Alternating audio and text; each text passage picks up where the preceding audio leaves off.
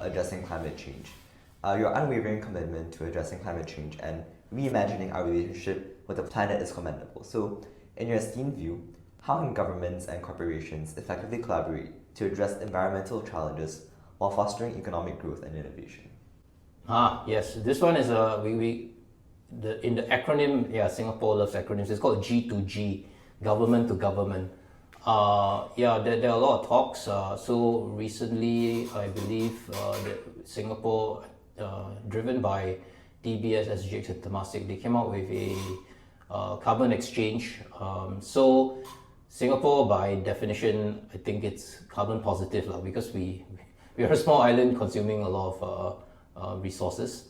But the whole idea is to work with other developing countries and other developing country governments to establish some kind of carbon exchange, because they have a lot of forests, for example, right? And those are carbon negative, right?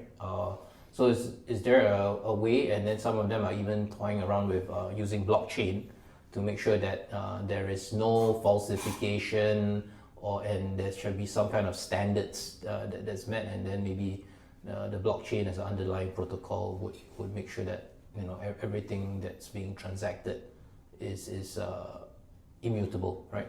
And then there's no double counting, and there's a minimum smart contract standard, right? So just imagine, I mean, that's your confluence of technologies again, right? Who would have thought that? Singapore, for example, has a lot of data centers. Data centers consume a lot of power. So how do we offset that, with the renewable energies that's being available in other countries, right? So there's like hydroelectric power in Sabah, for example. That I think Philippines and Indonesia, they're embracing geothermal technologies because we are in the ring of fire in this region. Actually, ring of fire can be used for geothermal, which is great. Very, very, very, very carbon negative, in fact. Yeah. So yeah, and then the mechanism to do all these offsets would be through this carbon exchange. Yeah. So I think Singapore's trying to show the way that this can be done.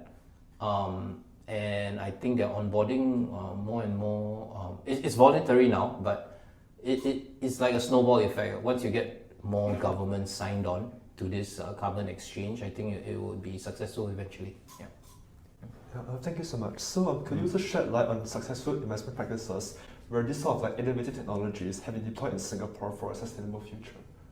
Okay. Carbon exchanges aside, what we have invested in is, I alluded to, is like growing meat in labs, because we feel that really reduces the carbon footprint.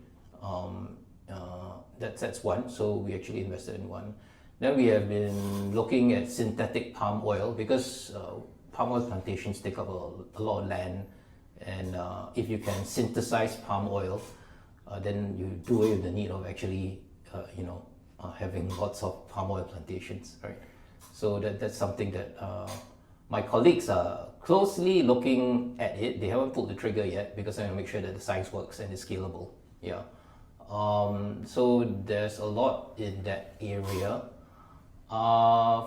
Even for in terms of precision medicines, sometimes governments tend to over-order certain medicines only to realize that the drug doesn't work for half the population.